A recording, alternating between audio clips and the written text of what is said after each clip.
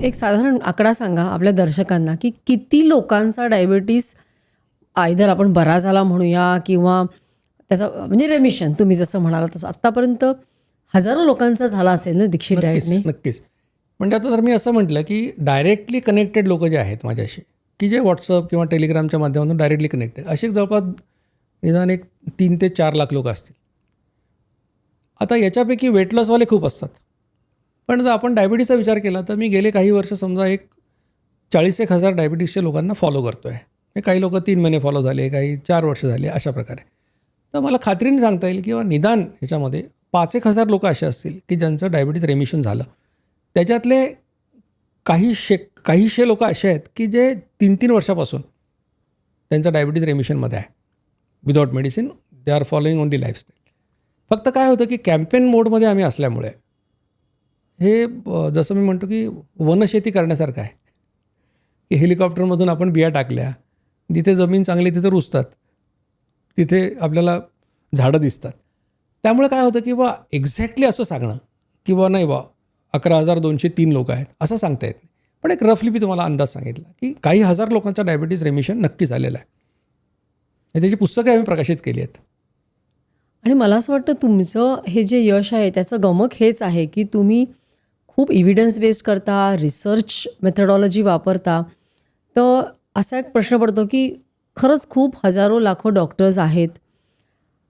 मग तुम्हाला हे असं अभियान म्हणजे हे जनजागृती आहे. मला खरं विचाराल तर खरं म्हणजे हे एक ईश्वरी कार्य आहे, दैवी कार्य आहे. कारण तुम्ही समाजाचं परिवर्तन करायला निघालायत आणि एका समाजाचं नाही तर लाखो लोकांचं. आणि एवढे देश म्हणजे जवळजवळ 40-41 देशांमधली लोकं आणि सगळ्या भाषा बोलणारी, फक्त काही इंडियन्स नव्हेत.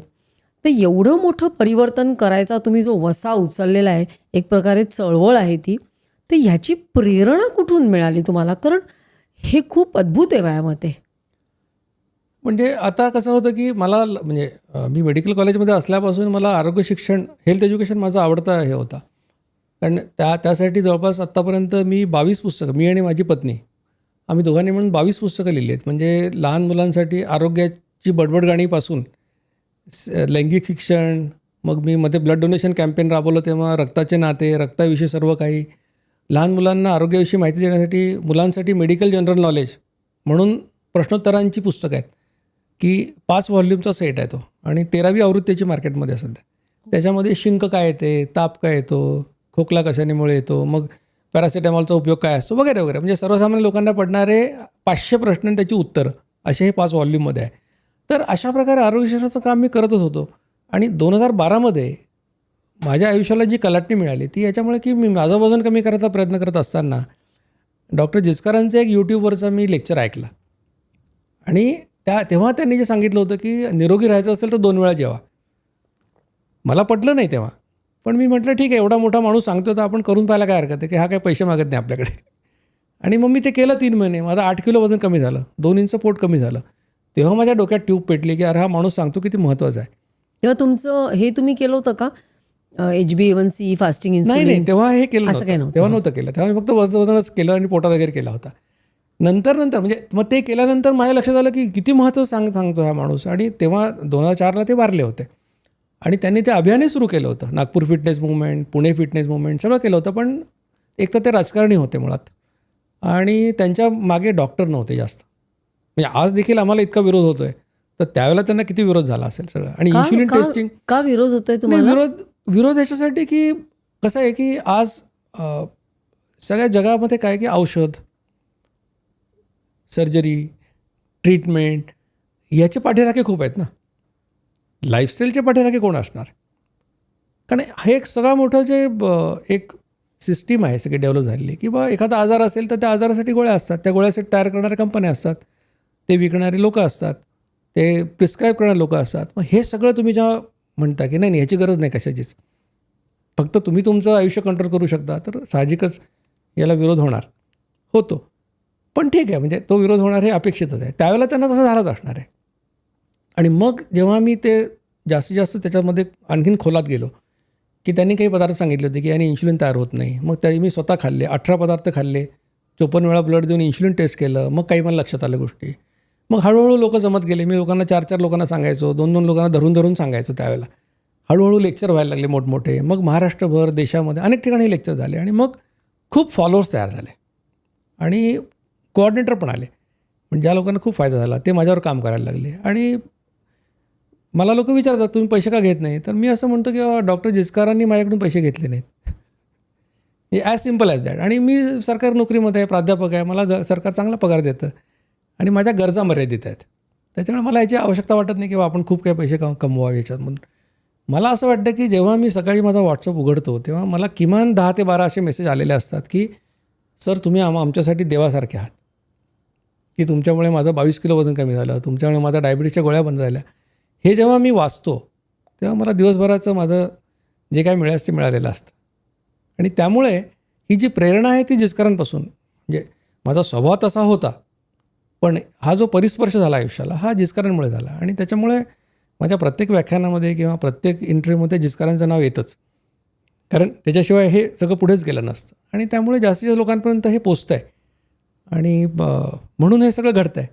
आणि चांगले लोक मिळतात, कारण आपल्या समाजामध्ये चांगले लोक जास्त असतात नेहमी.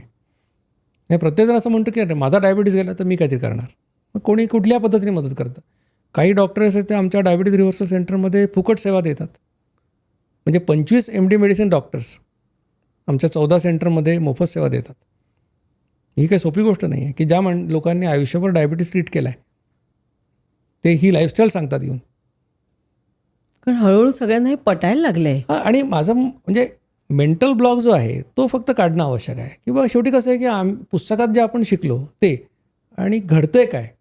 म्हणजे मी असं नेहमी म्हणत असतो किंवा तुम्ही म्हणजे डायबिटीसमध्ये मी विशेष का असं म्हणतो की डायबिटीसच्या व्यक्तीची स्टोरी काय आहे.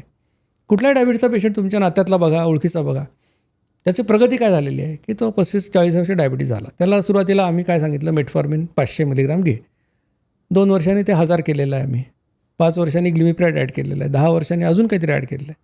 25 वर्षांनी इन्शुलिन दिलं. 27 वर्षांनी किडनी डॅमेज झाली, डोळे गेले. मग अशीच जर स्टोरी असेल सगळ्या डायबिटीसच्या पेशंटची तर याचा अर्थ काय होतं बरं. आणि ही सरसकट आहे ना, म्हणजे असं नाही की 100 डायबिटॉलॉजिस्टपैकी 50 लोकांची अशी स्टोरी असं नाही आहे. 95 लोकांची, 99 लोकांची ही स्टोरी आहे. मग जर डायबिटीसच्या ट्रीटमेंटमध्ये आपण काहीतरी चुकत असतो ना, याचा अर्थ आपला उद्देश काय असायला पाहिजे की गोळ्या कमी व्हायला पाहिजेत, बंद व्हायला पाहिजेत. आणि दोन्ही घडत नसेल आणि समजा डॉक्टर दीक्षित जो की काय म्हणजे मी काय डायबिटॉलॉजिस्ट नाही आहे, पब्लिक हेल्थ एक्सपर्ट आहे, पण मी जर तुम्हाला 1000 लोकांच्या डायबिटीस ॲम्बिशनच्या स्टोरी दाखवू शकत असेल तर मला असं वाटतं की चांगल्या इंटेन्शन असलेल्या डायबिटॉलॉजिस्टने माझ्याकडे बघायला पाहिजे आणि मी जे करतो ते करून बघायला पाहिजे. मी असं म्हणतच नाही की माझ्यावर विश्वास ठेवा म्हणून. तुम्ही तुमच्या पेशंटला 3 महिने सांगून बघा ना. आणि अशा पेशंटला सांगा की ज्यांच्याबद्दल तुम्हाला धोका वाटत नाही काय, की HbA1c 7च्या खाली आहे, तसे तुम्ही त्याला डायबिटीस अंडर कंट्रोल म्हणता, त्याला 3 महिने देऊन बघा ना. हे गमतीत नाही म्हणत असतो की बा याच्यात धोका एवढाच आहे की तो पेशंट तुमच्याकडे येणार नाही डायबिटीससाठी. पण चांगल्या डॉक्टरने असा धोका घ्यायला पाहिजे. आणि हे जर त्यांनी केलं तर मला असं वाटतं की हे सरसकट लोक मान्य करतील, सगळे लोक, की बा हे असं घडतं आणि हे करायला पाहिजे. ही क्लिप शेवटपर्यंत बघितल्याबद्दल खूप खूप धन्यवाद. संपूर्ण एपिसोड बघण्यासाठी खाली दिलेल्या लिंकवर क्लिक करा आणि सर्व काही चॅनलला सबस्क्राईब करायला विसरू नका.